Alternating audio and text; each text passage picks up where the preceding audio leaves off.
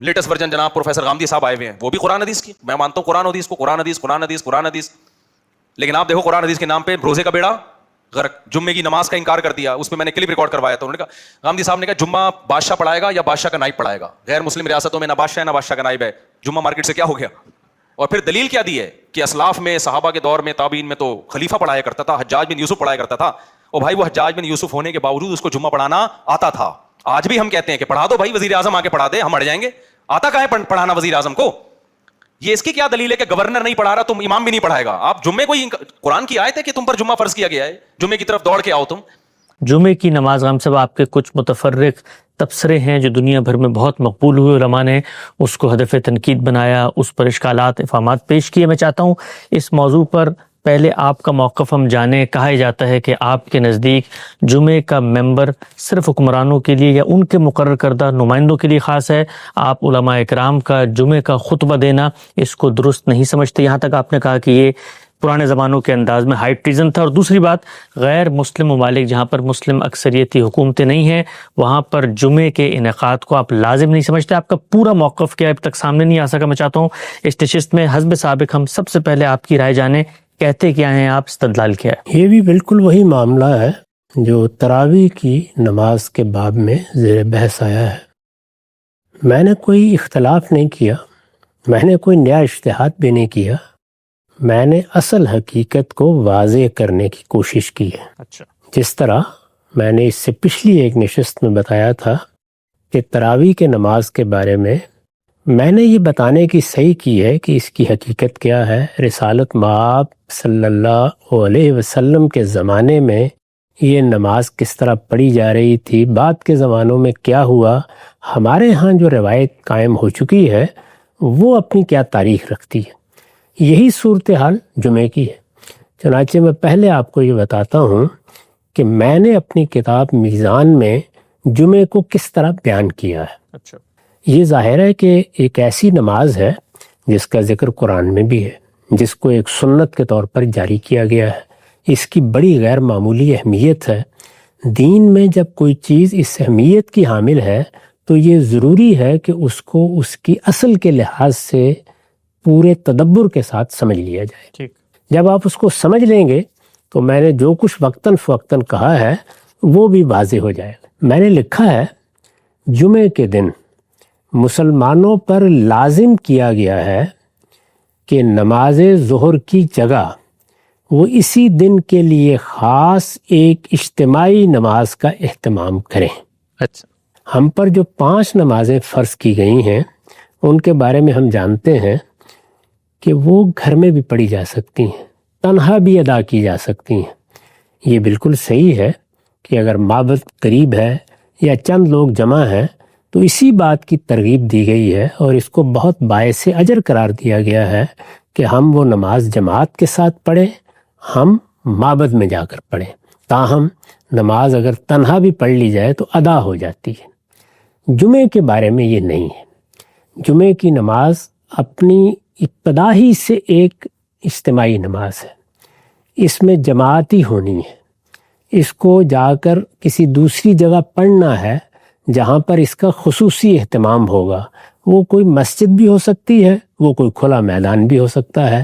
یہ چونکہ ایک اجتماعی نماز ہے تو اب یہ نماز کس مقصد کے لیے لازم کی گئی ہے, اس کے لیے کیا سنت قائم کی گئی ہے, اس کو جاننا ضروری ہے. جمعے کے دن مسلمانوں پر لازم کیا گیا ہے کہ نماز ظہر کی جگہ وہ اسی دن کے لیے خاص ایک اجتماعی نماز کا اہتمام کریں.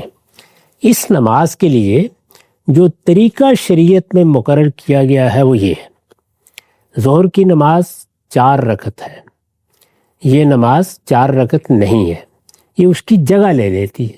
یعنی جب ہم یہ نماز پڑھتے ہیں تو پھر ظہر کی نماز اس دن ختم ہو جاتی ہے. یہ نماز 2 رکعت پڑھی جائے گی. نماز ظہر کے برخلاف اس کی دونوں رکعتوں میں قرات جہری ہوگی. یہ دوسرا اختلاف ہوا. یعنی ہم جو نمازیں عام حالات میں پڑھتے ہیں, شب و روز ادا کرتے ہیں, ان میں ظہر اور عصر میں قرات سری ہوتی ہے, جہرن قرات نہیں کی جاتی. یعنی آواز قرآن مجید کی تلاوت میں بلند نہیں کی جاتی. اس میں البتہ قرات جہری ہوتی ہے، بلند آواز سے قرات کی جاتی ہے۔ نماز کے لیے تکبیر کہی جائے گی۔ یہ کیوں وضاحت کرنا ضروری ہوا؟ اس لیے کہ عیدین کی نماز کے لیے تکبیر نہیں کہی جاتی، وہ بھی اجتماعی نمازیں ہیں، وہ بھی مسلمان باہر جا کر پڑھتے ہیں، ان کے لیے بھی خصوصی قانون ہے، لیکن ان میں یہ واضح ہے کہ سنت یہی قائم کی گئی ہے کہ تکبیر نہیں کہی جاتی۔ نماز کے لیے تکبیر کہی جائے گی۔ نماز سے پہلے حاضرین کی تذکیر و نصیحت کے لیے امام 2 خطبے دے گا۔ 2 خطبے دیے جاتے ہیں، یعنی اس کا طریقہ یہ ہوتا ہے کہ امام پہلے جو کچھ اس نے تذکیر و نصیحت کے لیے کہنا ہے وہ کہتا ہے، پھر تھوڑی دیر کے لیے بیٹھ جاتا ہے، پھر کھڑا ہوتا ہے اور دوسرا خطبہ دیتا ہے۔ یہ دوسرا خطبہ کیا ہے؟ اس میں اجتماعی دعائیں کی جاتی ہیں۔ ٹھیک۔ ہمارے ہاں چونکہ یہ طریقہ نہیں رہا کہ نماز کے بعد جیسے لوگ بالعموم دعا کرتے ہیں وہ دعائیں کی جائیں، نماز کے اندر دعائیں کی جاتی ہیں، اور یہ چونکہ ایک اجتماعی نماز ہے تو اس میں اسی لیے 2 خطبوں کو سنت کی حیثیت سے جاری کیا گیا، ایک تذکیر و نصیحت کے لیے، دوسرا اجتماعی دعاؤں کے لیے۔ اس میں حمد و ثنا کے کلمات کہنے کے بعد کچھ ابتدائی نوعیت کی بات کرنے کے بعد دعائیں کی جاتی ہیں بالعموم۔ یہ 2 خطبے ہیں۔ نماز سے پہلے امام حاضرین کی تذکیر و نصیحت کے لیے 2 خطبے دے گا۔ یہ خطبے کھڑے ہو کر دیے جائیں گے۔ پہلے خطبے کے بعد اور دوسرا خطبہ شروع کرنے سے پہلے امام چند لمحوں کے لیے بیٹھے گا۔ نماز کی اذان اس وقت دی جائے گی جب امام خطبے کی جگہ پر آ جائے گا، یعنی جس وقت امام مسجد میں آ جاتا ہے یا جہاں جمعے کا اہتمام کیا جا رہا ہے وہاں پہنچ جاتا ہے، وہ خطبہ دینے کے لیے کھڑا ہونے لگتا ہے تو اس سے پہلے اذان دی جاتی ہے۔ جمعے کی اصل اذان یہی ہے۔ اس سے پہلے جو اذان دی جاتی ہے وہ لوگوں کو متنبہ کرنے کے لیے ہے، تاکہ اگر وہ دور ہیں یا ان کو چل کے آنا ہے تو وہ اطمینان کے ساتھ یہ جان کر کہ اب جمعہ ہوگا پہنچ سکے، تو یہ اذان دی جاتی ہے۔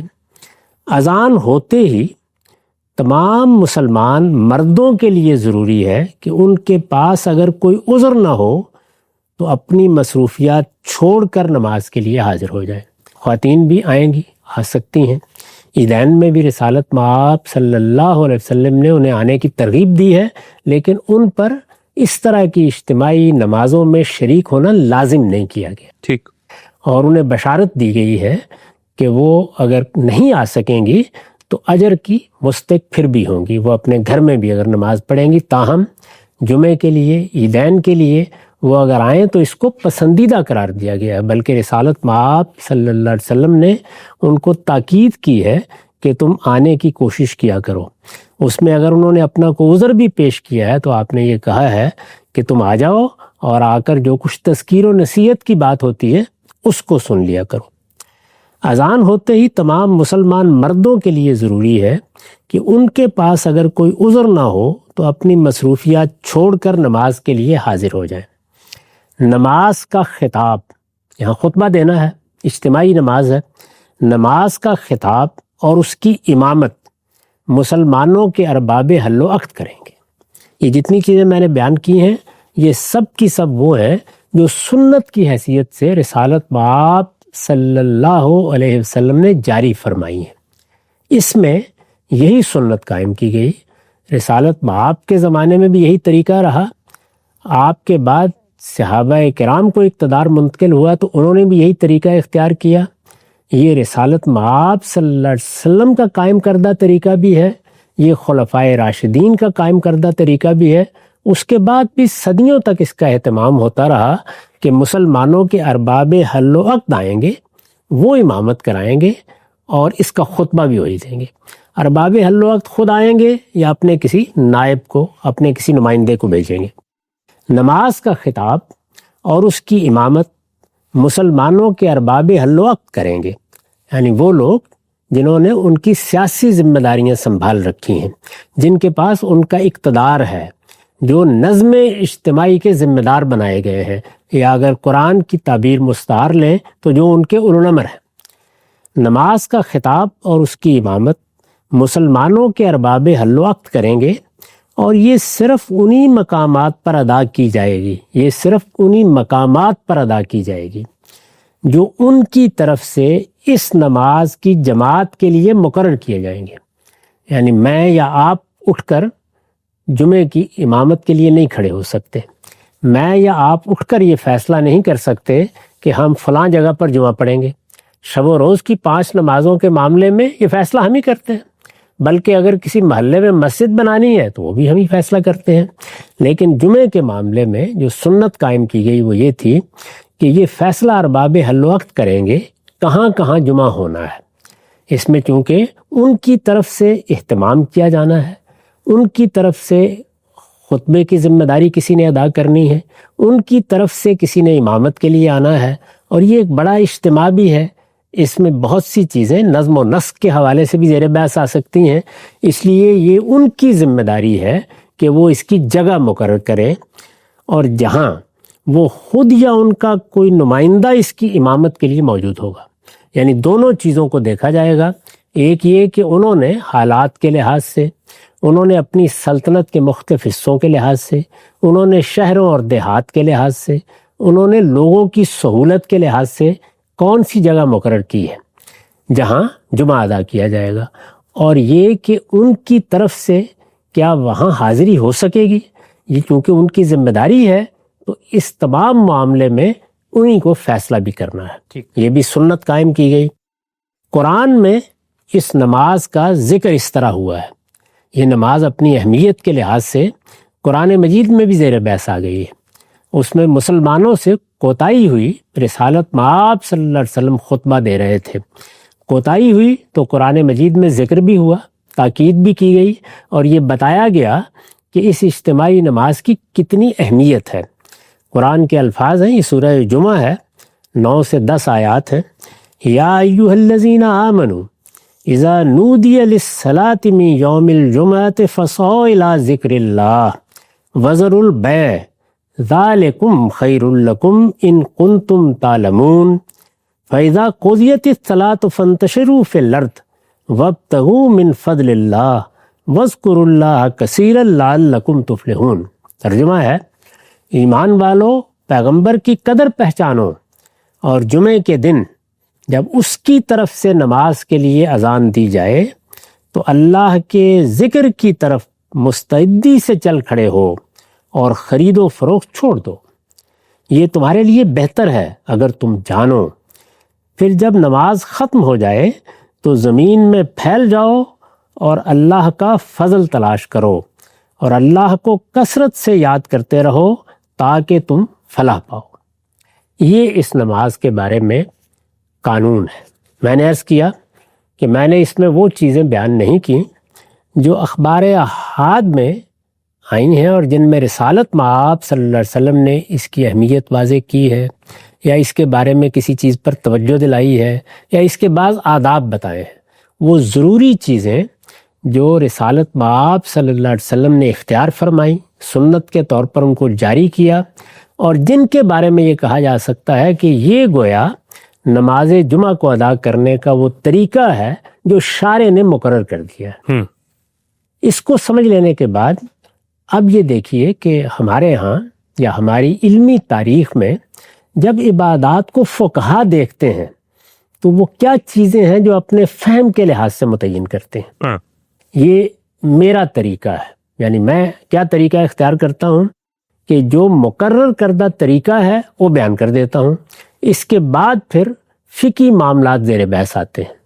وہ جیسے دیکھتے ہیں اس میں سب سے پہلے وہ ایک ایک چیز کی اجزاء میں اس کو متعین کر کے قدر و قیمت بھی طے کرتے ہیں۔ مثال کے طور پر فلاں چیز نماز کے لیے شرط ہے، یہ صرف جمعے کا معاملہ نہیں ہے بلکہ تمام عبادات میں ایسے ہی ہے، فلاں چیز نماز کے لیے شرط ہے، جیسے حج کے لیے احرام شرط ہے، جیسے نماز کے لیے وضو شرط ہے۔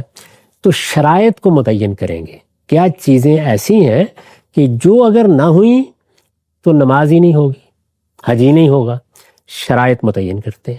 پھر کیا کرتے ہیں؟ پھر یہ کرتے ہیں کہ ایک سنت کا یا اللہ تعالیٰ کے مقرر کردہ طریقے کا جائزہ لیتے ہیں، اور پھر مختلف دلائل سے یہ متعین کرتے ہیں کہ اس میں کیا چیزیں فرائض ہیں.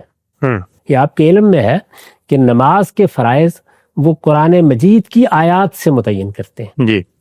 یہی معاملہ باقی چیزوں کا ہوتا ہے. احناف کے یہاں ایک خاص تعبیر ہے واجب کی. جی. چنانچہ اس کا بھی ایک مقام ہے، وہ واجبات طے کرتے ہیں.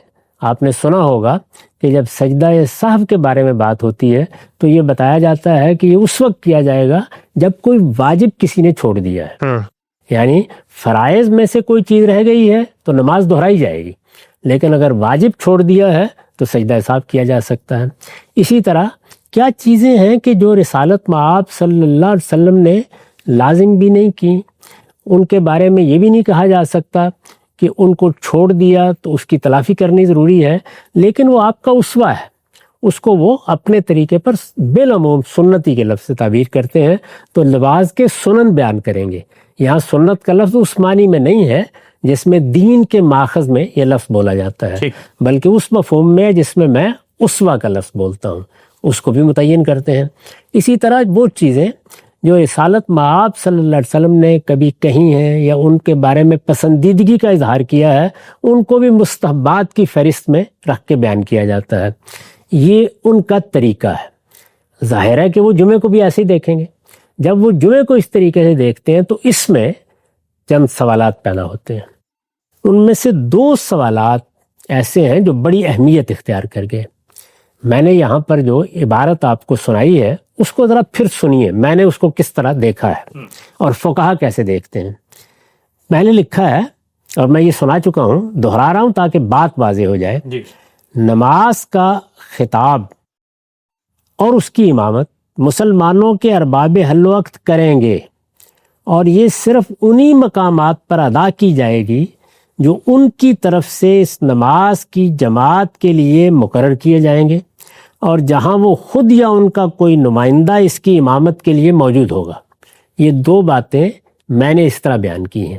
یعنی ارباب حل وقت مسلمانوں کے اولوالامر وہ طے کریں گے کہ کس جگہ نماز پڑھی جائے گی. وہ کسی گاؤں میں طے کر دیں، وہ کسی بڑے علاقے میں طے کر دیں، وہ اسے شہروں تک محدود کر دیں.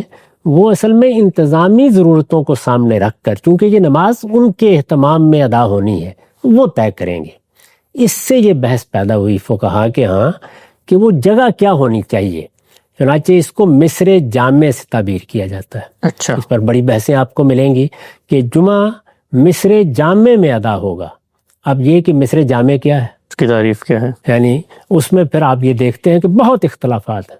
یعنی آپ دیکھتے چلے جائیں، مالکیہ کو دیکھیں، آپ شوافے کو دیکھیں، آپ احناف کو دیکھیں، وہ یہ طے کرنے کی کوشش کرتے ہیں. میں نے اس معاملے میں یہ بتایا ہے کہ یہاں استدلال میں غلطی ہو رہی ہے. یہ چونکہ ارباب حل وقت سے متعلق نماز ہے، ان کو حالات دیکھ کر طے کرنا ہے کہ کہاں ہونی چاہیے، تو اس سے وہ مسئلہ ختم ہو جاتا ہے. یعنی میرے ہاں وہ مسئلہ ہی نہیں ہے، لیکن وہ جس جگہ سے معاملے کو دیکھتے ہیں، جیسے انہوں نے نماز کے فرائض کو جس طرح طے کرنے کی صحیح کی ہے، وہ جب دیکھتے ہیں تو ان کے لیے یہ کوئی واضح بات سامنے نہیں آتی کہ پھر بعض جگہوں پر حضور نے جمعے کا انعقاد نہیں کرنے دیا، خلفائے راشدین نے بھی نہیں کرنے دیا، ان کے زمانے میں ایک عمومی طریقہ بھی رہا ہے. پھر یہ مصر جامع کون سا ہے؟ 40 لوگ ہونے چاہیے، 30 لوگ ہونے چاہیے، وہاں کیا ہونا چاہیے، کیا نہیں ہونا چاہیے، کیا کوئی بازار ہونا چاہیے؟ یہ بہت سی بحثیں آپ کو فقہا کے یہاں ملتی ہیں. میرے نزدیک یہ بحث ہی کوئی بحث نہیں ہے. اصل یہ ہے کہ جنہوں نے بندوبست کرنا ہے وہی اس کے مقامات مقرر کریں گے. جو مقام وہ مقرر کر دیں گے وہاں جمعہ پڑھا جائے گا. ایک بات. دوسری بحث یہ پیدا ہوئی کہ یہ چیز کہ ان کو نماز کی امامت کرانی ہے، ان کو نماز کا خطبہ دینا ہے، اس کی کیا حیثیت ہے؟ کیا یہ فرض ہے؟ کیا یہ واجب ہے؟ کیا یہ نماز کے لازمی اعمال میں شامل ہے یا یہ کوئی شرط ہے؟ یہ بحث ہے. یعنی یہ ایک سنت ہے، یہ طریقہ رہا ہے، اس میں کسی کو کوئی اختلاف نہیں ہے، نہ شوافے کو، نہ حنابلہ کو، نہ مالکیہ کو. احناف تو میں ابھی عرض کروں گا کیا کرتے ہیں. بحث یہ ہے کہ اس کی حیثیت کیا ہے. ایسا ہوتا ہے نا کہ ایک چیز پسندیدہ ہے، آداب میں سے ہے، عمومی طریقہ یہی ہے، لیکن نہ یہ فرض و واجب ہے نہ یہ شرط کے طور پر بیان ہوئی ہے. یہ بحث ہے. یہ سمجھ لینا چاہیے کہ جب ہم یہ کہتے ہیں کہ یہ چیز سنت کے طور پر جاری کر دی گئی ہے تو اس کا ایک پہلو تو یہ ہوتا ہے کہ وہ چیز ثابت ہے، وہ چیز رسالت مآب صلی اللہ علیہ وسلم کی طرف سے مشروع ہو گئی ہے، اس کو جاری کر دیا گیا۔ ایک دوسری بحث یہ ہوتی ہے کہ اس کی حیثیت کیا ہے، یعنی کیا 5 وقت کی نماز فرض ہے، کیا وطر واجب ہے، یہ ہے نا بحثیں۔ جو نوافل ہم پڑھتے ہیں ان کی کیا حیثیت ہے، یہ وہ حیثیت طے کرنے کا معاملہ سنت کے فہم سے تعلق رکھتا ہے۔ جس طرح قرآن مجید کے فہم سے، قرآن مجید میں ایک قانون بیان ہوتا ہے، اس قانون یا اس حکم کو قرآن نے بیان کر دیا، اب یہ کہ اس کی حیثیت کیا ہے۔ اللہ تعالیٰ نے یہی جمعے کی نماز کے بارے میں فرمایا کہ جب جمعے کی نماز ہو جائے تو تم جاؤ اور اللہ کا فضل تلاش کرو، تو یہ اللہ تعالیٰ نے کوئی ہدایت فرما دی ہے، یہ استحباب کا حکم ہے، کیا یہ لازم ہو گیا ہے، یہ اجازت دی ہے، یہ محض بیان واقعہ ہے کہ لوگوں نے آنا ہے، ان کو پابند کیا گیا، تو یہی کہا جائے گا کہ اس کے بعد کوئی پابند نہیں ہو گئے، تم جاؤ اور جا کے اللہ کا فضل تلاش کرو۔ تو اس طرح کے تمام مقامات میں خواہ قرآن ہو خواہ سنت ہو، فہم میں اس طرح کا اختلاف پیدا ہو جاتا ہے۔ یہ اختلاف ہے، یعنی پہلے یہ سمجھ لینا چاہیے کہ اختلاف کیا ہوا ہے۔ اس میں فقہائے احناف کی یہ رائے ہے کہ یہ شرط ہے، یعنی ان کے نزدیک مصر جامع بھی شرط ہے اور یہ بھی شرط ہے۔ اس سے جو لوگ اختلاف کر رہے ہیں وہ اصل میں شرط ہونے کے پہلو سے گفتگو کر رہے ہیں، یعنی اس کی نوعیت کیا ہے۔ وہ اس سے اختلاف نہیں کر رہے کہ رسالت مآب کے زمانے میں یہی طریقہ تھا، اس سے اختلاف نہیں کر رہے کہ خلفائے راشدین نے اس کا اہتمام اسی طریقے سے کیا ہے، اس میں کوئی ادنیٰ اختلاف بھی مسلمانوں کے ہاں آپ کو نہیں ملے گا۔ جو اختلاف ہے وہ یہ ہے کہ اس کی حیثیت کیا ہے، یعنی یہ بات کہ مسلمانوں کے حکمران کو آ کر خطبہ دینا ہے، مسلمانوں کے حکمران یا اس کے نمائندے کو آ کر اس نماز کی امامت کرنی ہے۔ احناف یہ کہتے ہیں، ہمارے ملک میں زیادہ تعداد احناف کی ہے، یعنی فقہ حنفی کے پیرو، امام و حنیفہ کے شاگرد، فقہ حنفی کے زعماء، فقہ حنفی کے علماء، وہ سب یہی کہتے ہیں کہ سلطان کا ہونا، حکمران کا ہونا اس کے انعقاد کے لیے شرط ہے۔ وہ اگر ہوگا تو جمعہ ہوگا، نہیں تو ظہر پڑی جائے گی۔ اچھا، یہ ہے ان کا نقطہ نظر۔ میں آپ کو بدائع الصنائع کی پہلی جلد سے 261 صفحے پر یہ الفاظ سنا لیتا ہوں۔ وہ کہتے ہیں وَأَمَّا السُّلطان، یعنی یہ بات کہ جمعے کی نماز کے لیے مسلمانوں کا سلطان آئے گا، یہ بات کہ مسلمانوں کے اقتدار کے اہتمام میں یہ پڑھی جائے گی، یہ بات کہ اس کی امامت اور اس کا خطبہ مسلمانوں کے اولو الامر کے حوالے ہے۔ وَأَمَّا السُّلطان فَشَرْطُ أَدَاءِ الْجُمْلَةِ، یہ جمعے کے ادا کرنے کے لیے شرط ہے۔ وَأَمَّا السُّلطان فَشَرْطُ أَدَاءِ الْجُمْعَةِ عِندَنَا، یہ انہوں نے وضاحت کی ہے کہ دوسرے فقہا کے ہاں تو یہ نہیں ہے، لیکن ہم اس کو شرط کے طور پر مانتے ہیں۔ حتیٰ لا یجوز اقامتها بدون حضرت ہی او حضرت نائب ہی، یعنی ہمارے نزدیک اس کی اقامت جائز ہی نہیں ہے جب تک کہ حکمران موجود نہ ہو، وہ آئے آ کے امامت کرائے، خطبہ دے، یا وہ اپنے کسی نائب، اپنے کسی نمائندے کو بھیجے۔ اس کو وہ شرط کے طور پر بیان کرتے ہیں۔ میں نے اس جانب اپنے ملک میں لوگوں کو توجہ دلائی ہے کہ اصل قانون یہ ہے، احناف اس کو اس طریقے سے دیکھتے ہیں، میں کس طریقے سے دیکھتا ہوں وہ میں نے بیان کر دیا، لیکن احناف تو اس کو شرط کے طور پر بیان کرتے ہیں۔ ان کے نزدیک یہ ایسے ہی ہے جیسے وضو کرنا نماز کے لیے شرط ہے، اسی طریقے سے سلطان، مسلمانوں کا حکمران، اس کی طرف سے اہتمام، اس کے کسی نائب کا آ کر امامت کرانا، خطبہ دینا، یہ جمعے کے شرائط میں سے ہے۔ اگر کسی جگہ یہ شرط پوری نہیں ہوتی تو وہاں جمعہ نہیں پڑھا جا سکتا۔ ان کے الفاظ ہیں لا یجوز اقامتها، یعنی اس طرح کی جگہوں پر یا اس طرح کی صورتحال میں جمعے کی اقامت جائز ہی نہیں ہے۔ گویا جواز اور عدم جواز کا مسئلہ پیدا ہو جاتا ہے۔ شرائط میں یہی چیز ہے، اگر وضو نہیں ہے تو آپ نماز نہیں پڑھ سکتے، پھر یا آپ تیمم کریں گے، کوئی دوسری صورت بتائی جائے گی، یا پھر کوئی رخصت ہوگی۔ لیکن یہ کہ جو چیز شرط ہے وہ جب تک پوری نہیں ہو جاتی اس وقت تک وہ عبادت ادا ہی نہیں کی جا سکتی۔ احناف کا نقطہ نظر یہ ہے۔ اس میں ظاہر ہے کہ یہ بحث پیدا ہو جاتی ہے کہ اگر کسی جگہ مسلمانوں کے حکمران اپنی اس ذمہ داری کو پورا نہ کرے، اگر وہ غفلت اختیار کر لیں، جس طرح کے بہت سے مسلمان ملکوں میں بھی صورتحال پیدا ہوئی اور ہمارے یہاں خاص طور پر پیدا ہوئی، یعنی بر صغیر میں. ایسا ہی معاملہ جب غیر مسلم ملکوں میں جا کر مسلمان آباد ہوتے ہیں تو وہاں سامنے آ جاتا ہے. یعنی ان ملکوں میں مسلمانوں کی حکومت ہی نہیں ہے، وہاں کسی کے غفلت یا کسی کے تساہل اختیار کرنے کا بھی سوال نہیں ہے، غیر مسلموں پر جمعہ فرض نہیں کیا گیا. تو وہاں کیا ہوگا؟ یعنی مسلمان ظہر ہی پڑھیں گے یا وہ جمعے کا اہتمام کر سکتے ہیں. یہ مسئلہ ہے جس کا تعلق اجتہاد سے ہے. اب سے نقطہ نظر آپ کا بالکل دور دو چار کی طرف واضح ہو گیا، یہاں تک کہ خود احناف کے ہاں اس کے انعقاد کی شرائط کیا ہیں وہ بھی ہم نے غامدی صاحب کی زبانی سنی، لیکن کچھ بہت اہم سوالات ہیں. اگر یہ شرائط پوری نہیں ہوتی تو کیا جمعے کا انعقاد ہوگا یا نہیں ہوگا؟ اس کے ساتھ ساتھ بعض آثار پیش کی جاتے ہیں. خود رسالت پاک صلی اللہ علیہ وسلم نے ریاست کے قیام سے پہلے جمعے کا انعقاد کروایا، تو کیا حکمران یا اس کا مقرر کردہ امام ہونا لازمی شرط ہے یا نہیں؟ ہم سب یہ بات تو آپ نے بتائی کہ جو سنت جاری کی گئی ہے اس میں جمعے کا انعقاد حکمران یا اس کا مقرر کردہ کوئی امام کرے گا. یہی آپ کی رائے ہے، یہی ہمارے علم کی رائے ہے. ماضی کے علماء کے حوالے بھی آپ نے پیش کیے تھے.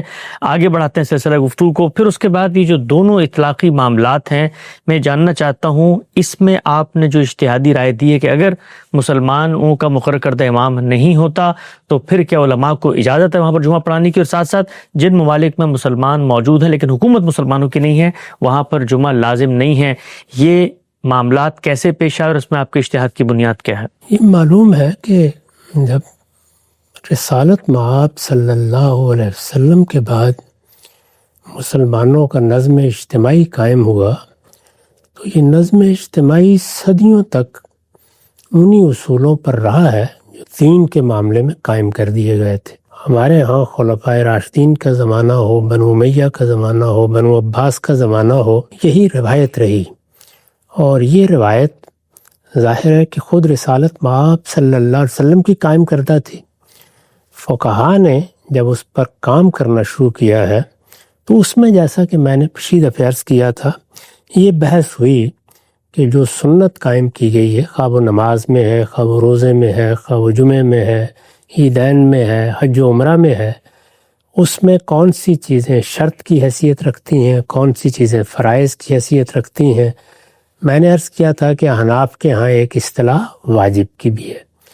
اسی طریقے سے ہماری فقہ میں وہ چیزیں طے کی جاتی ہیں. اس میں اگر آپ غور کریں تو ایک نتیجہ یہ بھی نکلتا ہے کہ جب کسی چیز کے بارے میں بعض فقہا یہ رائے قائم کر لیتے ہیں کہ یہ کوئی شرط کی نوعیت کی چیز نہیں ہے، یہ فرض ہے یا واجب ہے، تو وہ اس کے لحاظ سے پھر معاملہ بھی کرتے ہیں. احناف کا نقطہ نظر کیا ہے وہ میں نے واضح کر دیا تھا. وہ اس کو ہمیشہ سے شرط مانتے رہے ہیں، وہ اس وقت بھی شرط ہی مانتے ہیں، ان کے اس نقطہ نظر میں کوئی تبدیلی نہیں آئی.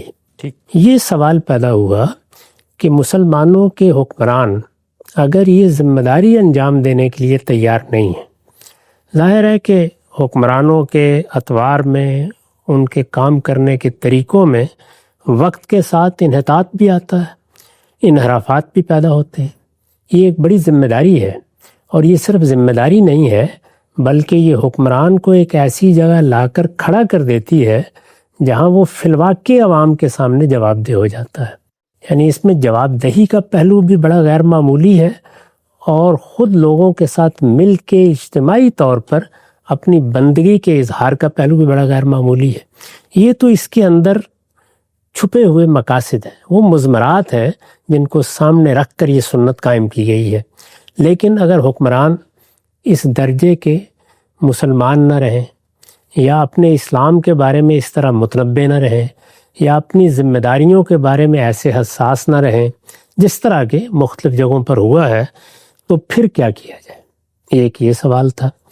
پھر یہ کہ جہاں مسلمانوں کی حکمرانی قائم نہیں رہی پچھلے 200 سال میں، تو مسلمان اس صورتحال سے بھی دوچار ہوئے کہ ان کے بہت سے علاقوں پر مغربی قوموں نے آ کر اپنی حکومتیں قائم کر لیں، ان کی بادشاہتیں ختم ہو گئیں، ان کے حکمران ختم ہو گئے. یہ صورتحال جہاں پیدا ہوئی وہاں ظاہر ہے کہ وہی سوال جس کا میں نے ابھی ذکر کیا زیادہ سنگینی کے ساتھ سامنے آ جاتا ہے. ایسی ہی صورتحال ہم اس وقت بھی دیکھتے ہیں. یعنی اگرچہ مسلمانوں کو مختلف جگہوں پر اقتدار حاصل ہوا ہے، لیکن اس انقطاع نے ان کے شعور کو بھی بہت حد تک متاثر کیا ہے، ان کی فکر کو بھی بہت حد تک متاثر کیا ہے، اور چونکہ علماء یہ ذمہ داری سنبھال چکے ہیں تو اس وجہ سے علماء بھی اس درجے میں اس کے بارے میں اب توجہ دلانے کی جگہ پر نہیں کھڑے ہوتے۔ یہی زمانہ ہے جس میں بڑے پیمانے پر مسلمان دوسرے ملکوں میں بھی گئے ہیں۔ ہجرت تو ہمیشہ ہوتی رہی ہے، لیکن جہاں 10 20 15 لوگ ہیں وہاں یہ سوال اس طرح پیدا نہیں ہوتا تھا۔ اب یہ ہے کہ پوری آبادیاں ہیں۔ آپ بر صغیری کو دیکھ لیجئے، وہاں ظاہر ہے کہ ہندو اکثریت کی حکومت بھارت میں قائم ہے، اس کے تحت مسلمان رہ رہے ہیں لیکن کروڑوں کی تعداد میں ہیں۔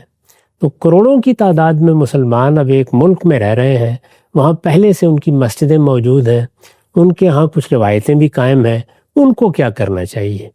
یہ میرے نزدیک وہ مسئلہ ہے جو مسلمانوں کو مختلف وجوہ سے پیش آیا۔ وہ وجوہ میں نے عرض کر دی ہے، یعنی کسی جگہ حکمرانوں کے ہاں انحراف، تغافل، سستی پیدا ہوئی، اور کسی جگہ پر حکمرانی نہیں رہی، اور وہ بھی کہ ہجرت کے نتیجے میں اب مسلمان دنیا کے بہت سے ملکوں میں ہزاروں لاکھوں کی تعداد میں موجود ہے۔ امریکہ میں دیکھ لیں، یورپ میں دیکھ لیں، بہت سے ملکوں میں تو اب اتنی بڑی تعداد ہے کہ اس کو ایک طرح سے ریاست کے نظم میں بھی دخل انداز ہونے کے مواقع مل رہے ہیں۔ اس صورتحال میں کیا ہونا چاہیے؟ یہ سوال ہمارے سامنے بھی ہے، یہ سوال ماضی میں بھی سامنے آیا ہے، علماء فقہاء اس پر گفتگو بھی کرتے رہے ہیں۔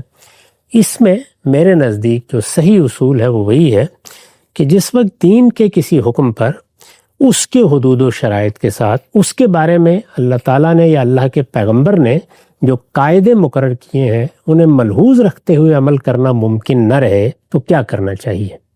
ایک جواب یہ ہوگا کہ پھر وہ کام ہی چھوڑ دیں۔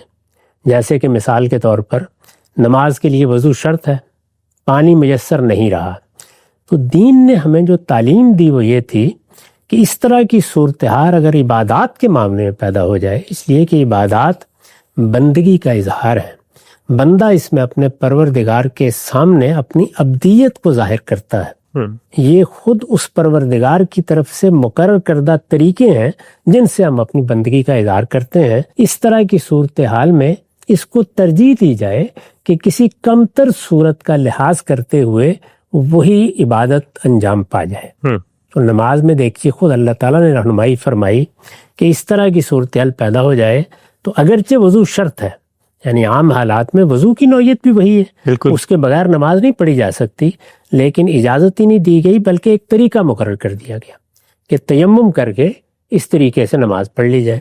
پھر اس میں صرف یہی نہیں ہے کہ جب ہمیں محض وضو کی ضرورت ہوتی ہے اس وقت تیمم کر لیں، اس سے آگے جب غسل واجب ہوتا ہے اس وقت بھی اجازت دے دی گئی کہ تیمم کر کے نماز پڑھ لی جائے۔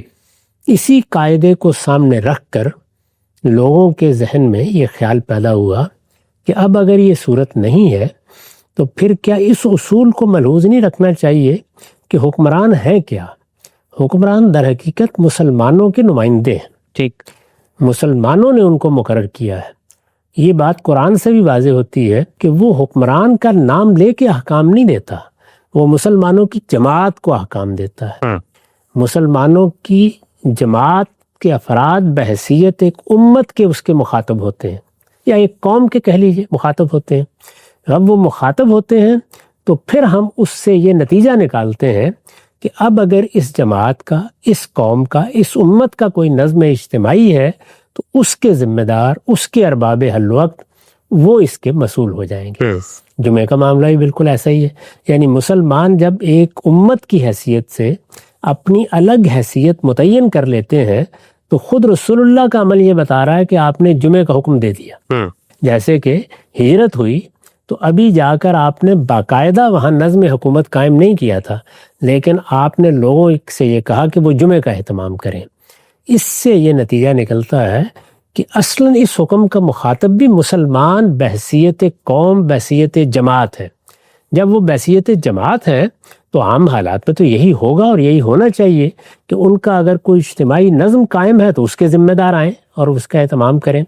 اگر وہ لوگ یہ ذمہ داری انجام نہیں دے رہے یا وہ موجود نہیں رہے تو مسلمان بحیثیت جماعت اس کا اہتمام کریں۔ اچھا، انہیں یہ کرنا چاہیے تاکہ ایک نماز جو اجتماعی نماز ہے جو مسلمانوں کو مسجد کے ساتھ باقاعدہ متعلق کرتی ہے، اس لیے کہ وہ گھر میں پڑھی ہی نہیں جا سکتی. اس میں معبد اور مسجد یہ مسلمانوں کے لیے کم سے کم ہفتے میں ایک دن ان کی اجتماعیت کا مرکز بن جاتا ہے. تو اس وجہ سے اصل حکم کے مخاطب کی حیثیت سے ان کے فیصلے کو قبول کر لیا جائے اس معاملے میں. یعنی کمیونٹی، مسلمانوں کی جماعت وہ فیصلہ کر لے کہ کیا اس کا انعقاد ہونا ہے.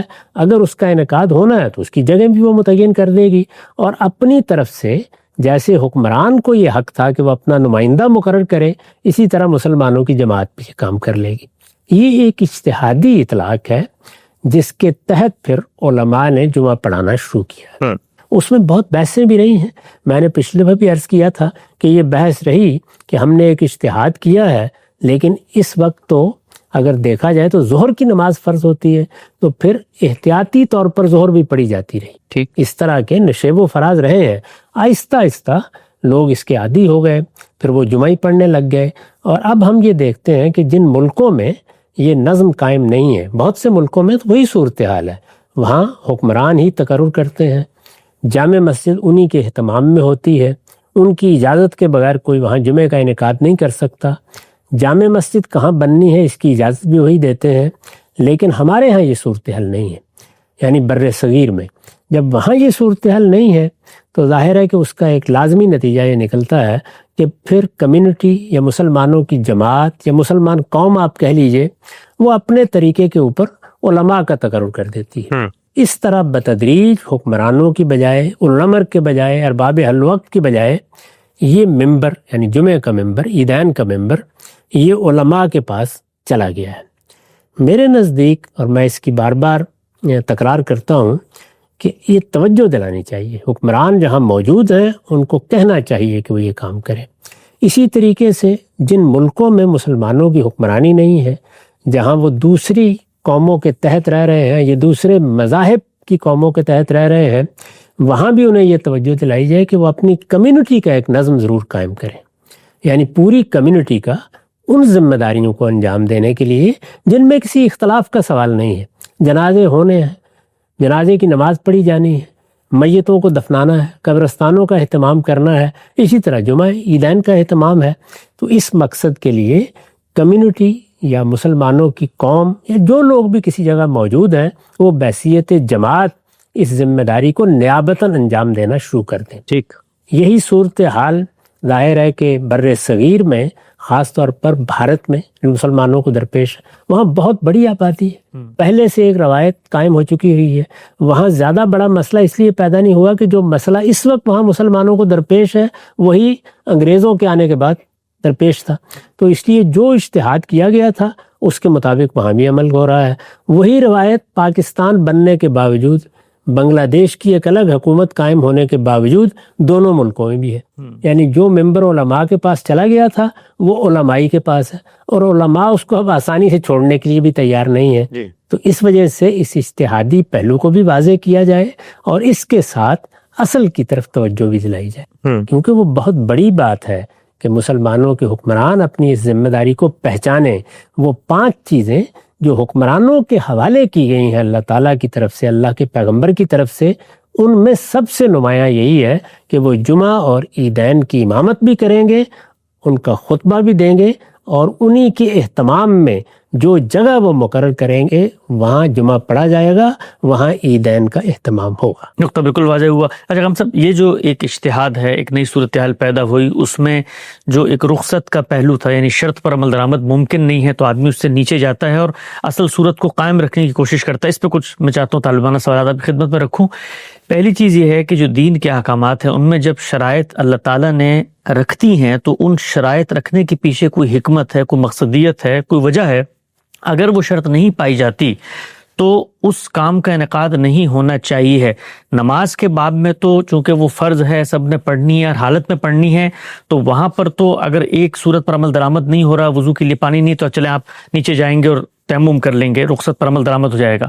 لیکن مثال کے طور پہ جہاد ہے. اب جہاد کے بارے میں بھی اللہ تعالیٰ نے شرط رکھی ہوئی ہے، سنت میں آتی ہے کہ بھئی آپ کا ایک حکمران ہوگا اور اس کا فیصلہ ہوگا، اور اگر وہ نہیں ہے تو پھر آپ پہلے حکومت قائم کریں گے. تو اب اگر یہی استدلال وہاں پر کیا جائے کہ چونکہ وہاں کچھ نہیں ہے اس لیے جتھے اٹھے اور اپنے طور پہ انہوں نے فریضہ انجام دینے کی کوشش کی، تو اس کے نتیجے میں حکم دینے کی جو غرض و غایت تھی وہ تو خراب ہو گئی. جہاد کا تقابل تو اس لیے نہیں کیا جا سکتا کہ جہاد کے معاملے میں تو آپ کو تلوار اٹھانا ہوتی ہے، لوگوں کی جان لینے کے لیے آپ اقدام کرتے ہیں. ٹھیک. یہی معاملہ حدود کا ہے، وہاں پر بھی عدالتی فیصلہ چاہیے. اس کے نفاذ کے بہت سے حدود و قیود ہیں جو اگر حکمران کے سوا کسی اور کو ذمہ داری دے دی جائے تو شدید فساد کا باعث بن جائیں گے. یعنی وہاں مقابل میں کیا چیز ہے؟ فساد. اس لیے اس اصول کا اطلاق وہاں تو کسی حال میں کیا ہی نہیں جا سکتا. یعنی مسلمانوں کی حکومت ہوگی، وہ نظم قائم کرے گی، وہ معاملات کا ذمہ لے گی، وہ فیصلہ کرے گی. جو لوگ لڑنے کے لیے اٹھیں گے ان کے لیے بھی ضروری ہے کہ وہ کسی کے تحت ہوں، کسی کا سیاسی اقتدار ان پر قائم ہو. وہ اگر جرم کا ارتکاب کریں تو انہیں سزا دی جا سکے. اس لیے وہاں تو کسی اجتہاد کا کوئی سوال ہی نہیں ہے، الا یہ کہ کوئی بڑی اضطرار کی صورتحال پیدا ہو جائے جس کو علماء فقہا بیان بھی کرتے ہیں. میں نے بھی بارہا بیان کیا ہے.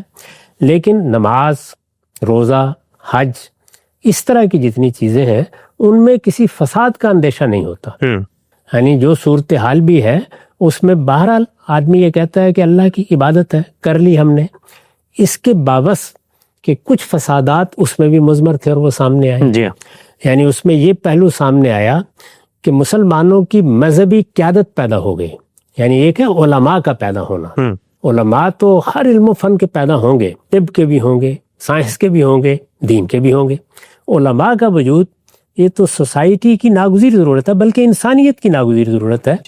کیونکہ اللہ تعالیٰ نے علم کے معاملے میں قاعدہ یہی رکھا ہے کہ اس میں کچھ معلم ہوں گے، کچھ متعلم ہوں گے. ٹھیک. لیکن اس جمعے کے ممبر کے علماء کے پاس جانے سے جو ایک فساد کا پہلو نمودار ہوا کسی درجے میں، وہ یہ تھا کہ مسلمانوں کی سیاسی قیادت کے مقابل میں مذہبی قیادت پیدا ہو گئی.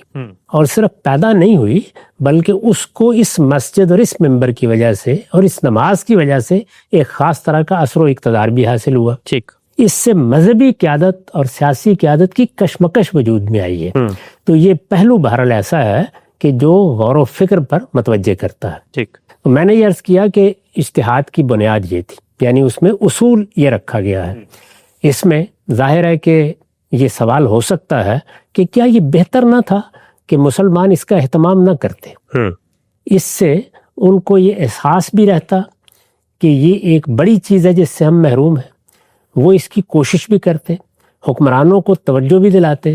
خود حکمرانوں کے لیے بھی یہ ایک الارم ہوتا کہ ہمیں اپنی ذمہ داری ادا کرنی ہے. اس طریقے سے وہ بھی غفلت شعار نہ بن جاتے. تو کیا یہ بہتر نہ ہوتا؟ یہ رائے کوئی شخص قائم کر سکتا ہے. اسی طرح جب ہم دوسرے ملکوں میں گئے ہیں تو وہاں پر بھی یہ کہا جا سکتا ہے کہ مسلمانوں کے مابین یہ جو فرقہ بندی بہت منظم ہو جاتی ہے، پھر اس کے نتیجے میں بعض جگہوں پر تشدد در آتا ہے. اس کا باعث بھی یہ اہتمام بنتا ہے. اس وجہ سے وہاں پر بھی اس پر غور کرنا چاہیے تھا کہ لوگ ظہری کی نماز پڑھ لیا کریں. تو یہ دونوں رائے ہو سکتی ہیں. دونوں رائےوں کے لیے الگ الگ استدلال کیا جا سکتا ہے. کوئی آدمی کہہ سکتا ہے کہ اس کے خیال میں بہتر یہ تھا، دوسرا آدمی یہ کہہ سکتا ہے کہ نہیں، جمعہ ایک بڑی غیر معمولی چیز ہے، مسلمانوں کی اجتماعیت کا اظہار ہے، مسجد سے ہمارا تعلق پیدا ہوتا ہے. اس طرح کم سے کم مسلمان جہاں کہیں بھی ہیں وہ 7ویں دن معبد میں حاضر ہو جاتے ہیں. ایک یاد قائم رہتی ہے. پھر یہ کہ ان کو کچھ نہ کچھ نصیحت بھی ملتی رہتی ہے. ویسے تو معلوم نہیں سنیں گے یا نہیں سنیں گے، اس طریقے سے وہ ایک نماز پڑھنے کے لیے جاتے ہیں. مسجد سے تعلق، دین سے تعلق، یہ اس کے گویا مثبت پہلو ہے. جس طرح ہم نے کچھ منفی پہلوؤں کی طرف اشارہ کیا، اسی طرح سے مثبت پہلو بھی ہیں، اور وہ یہ بھی اور اس کے علاوہ بھی بہت سے گنوائے جا سکتے ہیں. یہ حقیقت ہے کہ خود جمعے کا ممبر، جمعے کی جماعت، جمعے کا اہتمام میں بھی اگر اپنے بچپن سے دیکھتا ہوں، اور ظاہر ہے کہ اسی نظام میں ہم نے بھی آنکھ کھولی ہے، تو یہ بہت باعث بنتا ہے دین کے ساتھ تعلق کا. اس میں کوئی شبہ نہیں ہے. یہ مثبت پہلو سامنے رکھ کے رائے قائم کی جائے تو یہ اندازہ ہوتا ہے کہ نہیں، اگر کچھ اس میں تھوڑا بہت فساد بھی ہے تو اس پر قابو پانے کی کوشش کرنی چاہیے، اس کو قبول کر لیں.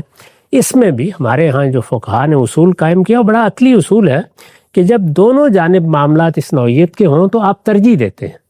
اس میں ترجیح کس اصول پر دی جاتی ہے؟ وہی احمل البلیت ہے، یعنی ادھر بھی کچھ فساد کے پہلو ہیں، ادھر بھی کچھ فساد کے پہلو ہیں، ان میں سے کم تر پر اکتفا کر لیا جائے۔ تو یہ اصول اختیار کیا جائے تو اگر آپ بہت اندر اتر کے دیکھیں تو یہ معلوم ہوتا ہے کہ پھر بھی جو اجتہاد کیا گیا ہے وہ معلوم ہوتا ہے کہ باعث ترجیح بن سکتا ہے۔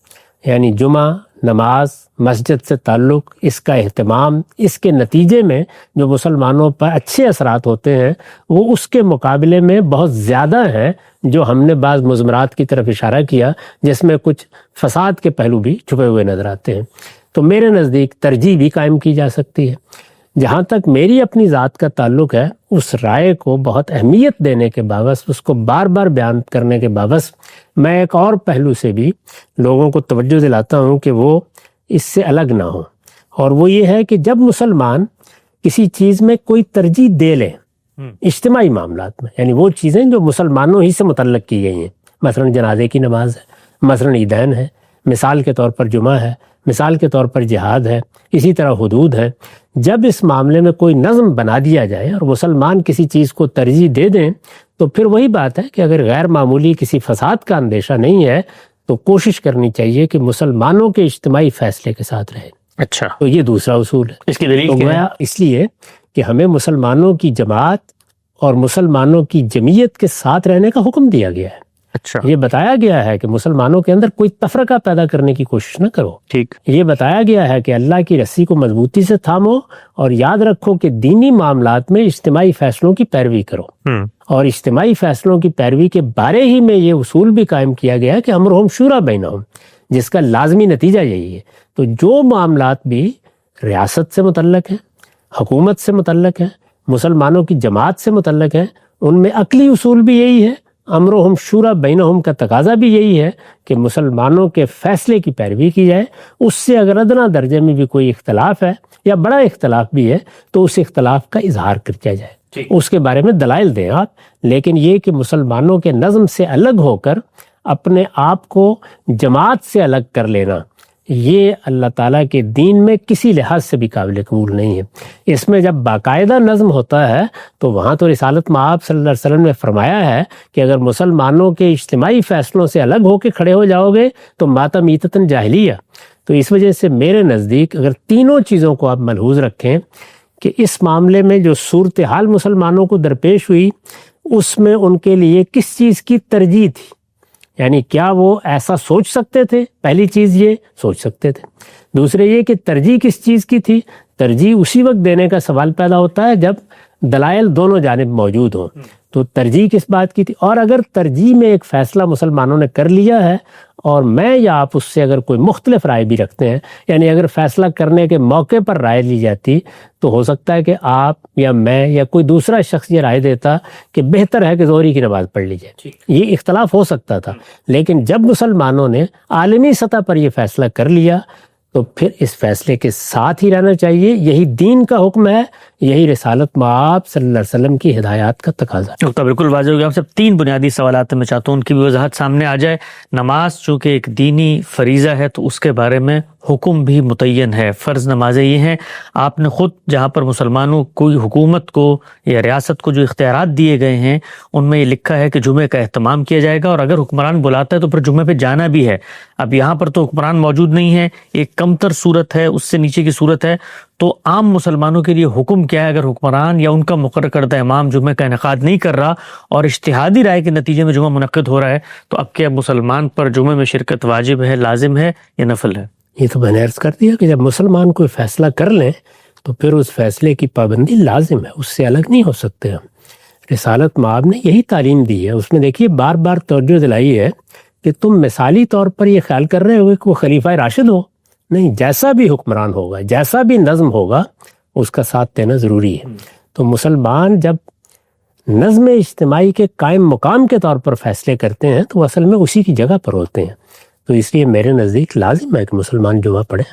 ٹھیک ہے، آگے بڑھاتے ہیں سلسلہ گفتگو کو۔ اچھا ہم صاحب، حنفیوں کی تو آپ نے رائے بتائی تھی کہ ان کے شرط ہے حکمرانی ان کا مقرر کردہ امام۔ جمعے کی بنیادی شرائط میں سے بعض آثار و روایات سے استدلال کر کے دیگر مکاتب فکر یہ کہتے ہیں کہ خود رسول اللہ صلی اللہ علیہ وسلم نے جمعے کا انعقاد ریاست کے بننے سے پہلے شروع کر دیا تھا۔ مدینہ کی طرف جب وفود بھیجے ہیں تو کہا جاتا ہے مصعب بن عمیر تھے، انہوں نے وہاں پہلے جا کر انصار کو دین کی تعلیم دینا شروع کی، اور پھر اس کے بعد رسالت صلی اللہ علیہ وسلم کی آمد سے پہلے ہی وہاں جمعے کا انعقاد ہو گیا۔ تو پھر سوال یہ ہے کہ اگر ریاست یا اس کا حکمران اور اس کا مقرر کردہ امام شرط ہے تو مدینہ کے اندر تو ریاست بنی نہیں تھی اور اللہ کے پیغمبر نے جمعے کا انعقاد کروا دیا۔ اسی کے ذیل میں پھر یہ سوال کرنا چاہیے کہ رسالت مآب صلی اللہ علیہ وسلم تو مکے میں موجود تھے، وہاں پر ایک باقاعدہ جگہ مقرر کی گئی تھی جہاں مل کے نماز بھی پڑھی جاتی تھی جی، تو اگر عام جماعتیں ہو سکتی تھی تو جمعہ کیوں نہیں منعقد کیا گیا؟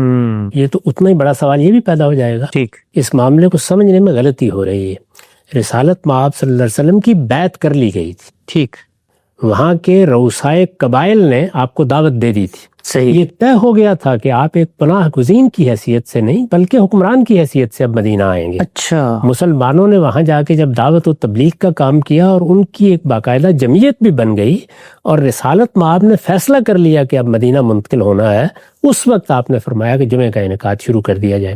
اسی سے میں نے اس استدلال کی طرف توجہ دلائی ہے کہ اس طرح کے جتنے احکام ہیں قرآن سے بھی یہی معلوم ہوتا ہے کہ وہ اصلاً جماعت کو دیے جاتے ہیں۔ تو مسلمان قوم جب قوم کی حیثیت سے وجود پذیر ہو گئی تو اس کے بعد جمعہ کے انعقاد کا فیصلہ کر لیا گیا۔ اس سے ہمیں یہ روشنی بھی ملتی ہے کہ اگر کسی جگہ حکمران نہیں ہے، اپنی ذمہ داری پوری نہیں کر رہا اور مسلمان اپنی اجتماعی حیثیت میں اس پوزیشن میں ہے کہ وہ اپنے فیصلے کر سکیں تو ان کو چاہیے کہ وہ جمعہ اور عیدین کا اہتمام کریں۔ نقطہ بالکل واضح ہو گیا۔ ہم سب آخری سوال اس ضمن میں، جس وقت یہ صورتحال تھی کہ مسلمانوں کی حکومت کا خاتمہ ہو گیا، اب علماء نے اجتہاد کیا، بڑے صغیر کی مثال لے لیتے ہیں، لیکن اب مسلمانوں کی وہاں حکومت ہے، اکثریت ہے، پاکستان بن گیا۔ علماء سے جب یہ کہا جاتا ہے کہ یہ تو خود آپ کی کتابوں میں لکھا ہوا ہے کہ اس کی حدود و شرائط ہیں، تو آگے سے ایک استدلال پیش کرتے ہیں کہ آپ جن حکمرانوں کے سپرد ہمیں ممبر کرنے کو کہہ رہے ہیں وہ تو قل هو اللہ احد بھی صحیح طرح سے نہیں پڑھ سکتے، ان کو تو نہ نماز کے مسائل پتہ ہے، نہ جنازے کے، نہ اور چیزوں کے، تو ان حکمرانوں کے سپرد جمعے کا ممبر کیسے کیا جا سکتا ہے جو دین کے الف بے تے سے واقف نہیں ہے؟ ان کے سپرد ہے، وہ تو اللہ تعالیٰ کر چکے، اللہ کا پیغمبر کر چکا، وہ میں نے یا آپ نے کسی عالم میں نہیں کرنا۔ ان کو چاہیے کہ اپنی یہ ذمہ داری انجام دیں، یہ ان کے سپرد ہے، ان کی ذمہ داری ہے۔ اسی اصول کے اوپر تو وہ مسلمان اپنے آپ کو مسلمان کی حیثیت سے پیش کرتے ہیں تو ہم ان سے باقی مطالبات کرتے ہیں۔ سوال یہ ہے کہ پھر علماء کو ان سے باقی مطالبات بھی نہیں کرنے چاہیے، نہیں کہنا چاہیے کہ نفاذ شریعت فرمائیے، نہیں کہنا چاہیے کہ حدود کو نافذ کیجیے۔